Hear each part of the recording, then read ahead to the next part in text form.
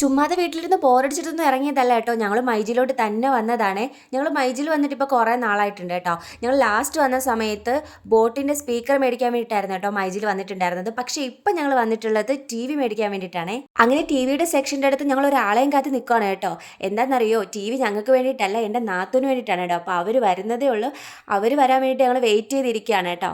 ഇപ്പം ഞാനും സുജോടും ജൂണും കൂടാണ് കേട്ടോ വന്നിട്ടുള്ളത്.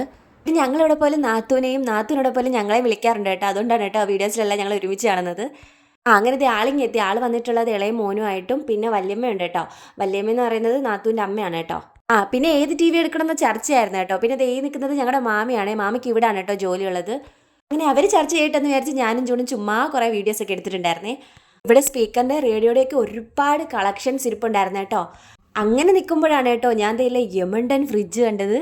നമുക്ക് വീഡിയോയിൽ വലുതായിട്ട് കാണാൻ മനസ്സിലാവുന്നില്ലെങ്കിലും നേരിട്ട് കാണുമ്പോൾ എൻ്റെ അമ്മോ എത്ര രൂപയുടെ സാധനമാണെന്നറിയോ ഗൈസ്. അങ്ങനെ നാത്തൂൻ ടി വി ഒക്കെ സെലക്ട് ചെയ്ത് കഴിഞ്ഞിട്ടുണ്ടായിരുന്നു കേട്ടോ. അപ്പോൾ ഞങ്ങൾ അതിന് വേണ്ടിയിട്ട് വെയിറ്റ് ചെയ്യുമായിരുന്നേ. പിന്നെ എൻ്റെ ഈ വെയിറ്റിംഗ് വീഡിയോ ഉണ്ടല്ലോ, അത് സൂചന കൊണ്ട് ഞാൻ പറഞ്ഞ് ജയിച്ചതായതുകൊണ്ട് എനിക്ക് ചിരി നിർത്താൻ പറ്റുന്നുണ്ടായിരുന്നില്ല കേട്ടോ. അപ്പോൾ ഇതാണ് കേട്ടോ ടി വി വന്നിട്ട്. നമ്മുടെ ഇംപെക്സിൻ്റെ ഗൂഗിൾ ടി വി ആണ് കേട്ടോ മേടിച്ചിട്ടുണ്ടായിരുന്നത്. അതിൻ്റെ കൂടെ ഹോം തിയേറ്ററും കൂടി ഉണ്ടായിരുന്നേ. ഇഞ്ച് വന്നിട്ട് 42 തോന്നുന്നു, എനിക്ക് കറക്റ്റായിട്ട് ഓർമ്മ കിട്ടുന്നില്ല.